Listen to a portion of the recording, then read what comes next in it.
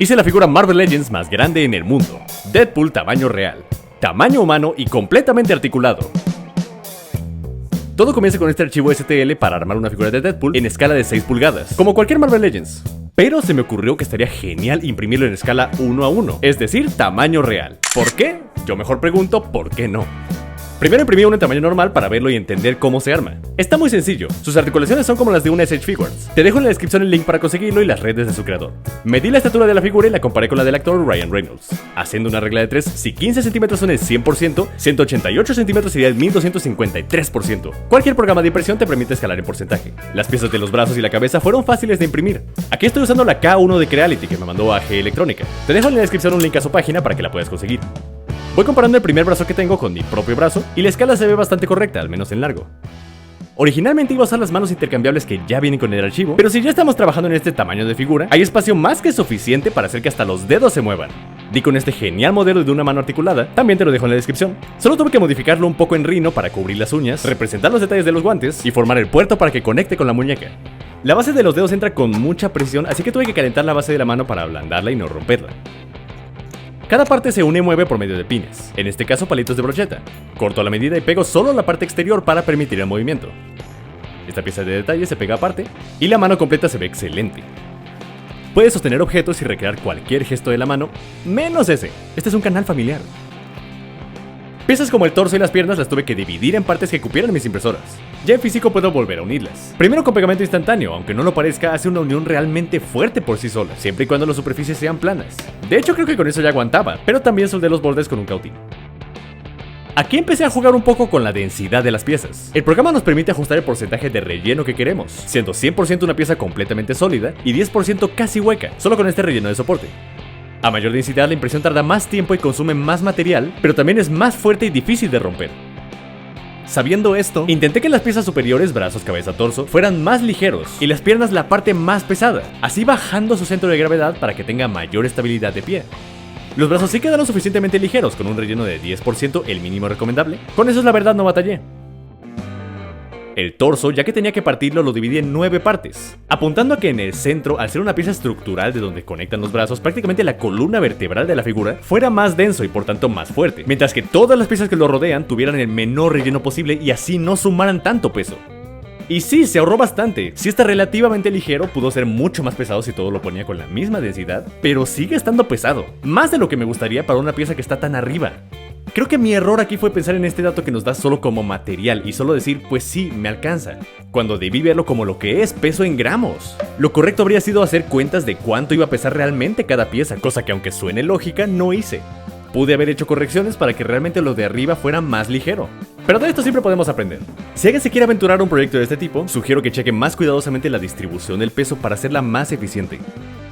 Y seguro te preguntas cuánto material usé. Y si aquí la cuenta, fueron aproximadamente 39 rollos de filamento PLA y cerca de 1921 horas de impresión. Por suerte eso lo dividí entre varias máquinas, si no me habría tomado como 4 meses imprimir. Pero sí, entre el material y el consumo de luz me habría gastado tan solo en imprimir unos 15,000 pesos. Y aquí muchos podrían preguntarse, y me han preguntado, ¿para qué? ¿Por qué gastar tanto dinero, tanto tiempo en algo así? Pues bueno, yo creo que los creadores no debemos limitarnos jamás por esa pregunta. Hasta la fecha yo no he ganado ni un solo centavo por esta figura. No es que el dinero no sea importante, pero si solo hiciera las cosas pensando en dinero, este canal ni existiría. Yo creo que la vida es muy corta para quedarte con las ganas de hacer algo tan divertido. Ahora, al tener mis piezas pude ver que nada conectaba. Las articulaciones estaban demasiado flojas. Pensemos que si en el modelo original de 6 pulgadas había pequeños espacios, al aumentar 12 veces su tamaño, estos espacios también crecieron, creando separaciones ya considerables.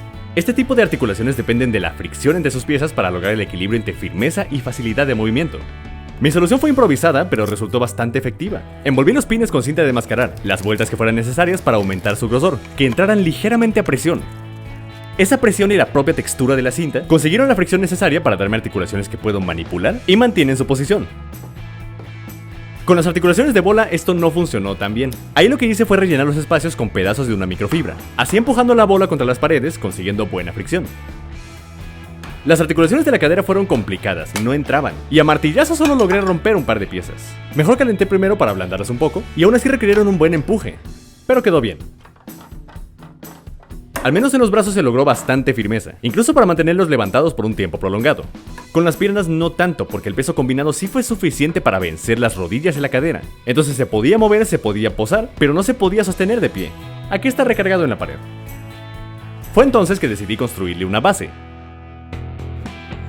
Me inspiré en los que ya existen para Hot Toys, estos ganchos que sostienen la entrepierna y la cintura. Por si no saben, yo estudio diseño industrial y este semestre aprendí a trabajar con metales justo a tiempo. Hice todo, desde comprar el material, perfil tubular cuadrado de 2 pulgadas de acero al carbón. Solo venden el tramo completo de 6 metros, así que busqué aprovecharlo al máximo, que todo pudiera salir de aquí. Doblé, soldé, recién aprendí a soldar, eso me tiene muy feliz. Creo que este calibre de PTR fue un poco demasiado para el peso que va a cargar. Aún sin estos travesaños ya aguantaba demasiado. De hecho aquí me pueden ver intentando doblarlo porque me quedó un poco chueco. No pude, pero igual le puse los travesaños y quedó macizo. Esto no lo mueve ni Juggernaut. Estas extensiones del frente las hice removibles para facilitar el guardarla y transportarla. Se sujetan con algunos tornillos. Para el gancho que sostiene la entrepierna usé un redondo de acero de media pulgada que me sobró de otro proyecto. Y con esta roladora de tubo pude darle la curva perfecta, amoldada a su zona especial. Esta parte también es removible, con la idea de que se pueda colocar a diferentes alturas, para poses normal, agachado y tal vez saltando. La verdad no lo probé así, pero creo que sí podría. Pulí las soldaduras y pinté todo de negro. Esto, además de ser la más discreta, protege contra la corrosión. La base funcionó a la perfección. Sostiene la figura a una altura a la que parece estar de pie naturalmente, con firmeza. No lo tira a cualquier empujón. Y ya de paso entregué esto como mi proyecto para la clase de metales. Y no me fue nada mal. Por último quedaba el postprocesado de las piezas. Es la parte más tediosa, pero es necesaria para eliminar lo más que se pueda las líneas de impresión. Comienzo lijando con grano 80, el desbaste, que le quita profundidad a los surcos, aunque difícilmente los elimina por completo. Y aplico una capa de primer para detectar imperfecciones. De ser necesario uso resonador automotriz para los errores grandes. Y entre cada aplicación de primer vuelvo a lijar, pasando progresivamente a lijas cada vez más finas hasta llegar a la 400. Ahí la textura ya se veía bastante aceptable, y aplico una última capa de primer para pintar. Por cierto, grabando esto me doy cuenta de que parece poco la parte de lijar, pero es en lo que más me llevé tiempo, fueron semanas. Ya he mostrado antes que la base que se aplique debajo influye en la tonalidad al pintar rojo. Si quisiera un rojo más brillante como de la nueva película, lo recomendable sería pintar sobre blanco. Pero aquí, usando de base el gris primario, obtengo este rojo un poco más oscuro que es justo el que busco, más como el de la primera película. Encima aplico una laca transparente que lo vuelve mate. Enmascaro para pintar las partes de negro. Primero contorneo los detalles usando cinta azul al contacto directo con la pintura. Esta es un poco más delicada. Ya al cubrir zonas grandes uso cinta regular y hojas recicladas. Aplico negro mate. Una vez seco sin quitar la cinta, vuelvo a enmascarar las partes negras para pintar el café del cinturón. Detalles más finos, los ojos y la hebilla, los hago con pincel. Ya con mis piezas pintadas, vuelvo a ensamblar. ¿Esa cosa parpadeó? Bueno, solo por diversión y para los videos hice esta cabeza con ojos móviles. Me inspiré en la que lanzó Hasbro y usé como base el mecanismo de los ojos que hice para Springtrap. Este nuevo debía ser diferente en estructura y tamaño, así que lo modelé desde cero, e imprimí otra cabeza completamente igual pero hueca para colocarlo. La pieza completa de los ojos es de tela, que va desde el marco hasta los párpados formando una cubierta flexible que esconde el mecanismo. Este fue más un experimento, un proyecto que tengo en segundo plano, yo creo que luego le haré un video más completo. Con mis piezas pintadas solo quedaba volver a armarlo todo. Mi plan original era llevarlo gloriosamente en brazos a la sala de cine, comprarle su boleto como hice con Springtrap. Pero eso cambió porque se me ocurrió algo un poco más grande. Busqué un lugar donde se pudiera exhibir la figura, para que en tiempos del estreno de Deadpool y Wolverine ustedes la pudieran ver en persona. El lugar fue el centro comercial Puerta La Victoria en Querétaro, que me proporcionó este espacio para tenerla en exhibición. Este tipo de exposición tuvo consideraciones extra de seguridad. Para empezar, yo sé que es deporte nacional robarse los letreros del cine, y pues no quería que eso pasara, así que pegué la mayoría de las piezas, sin afectar la articulación, solo que ya no se desarme para que no le roben un brazo. Y se delimitó el espacio con esta lona y unifilas. Pero más que eso, mi principal preocupación por la zona era que le diera el sol, porque he sabido que es capaz de calentar tanto las piezas que las vuelve blandas y frágiles. Para evitar eso me dejaron colocarla debajo de esta sombrilla que tiene la plaza. La cubre del sol directo del mediodía, y de paso también de la lluvia. Esta no creo que le hiciera nada, pero mejor no exponerla.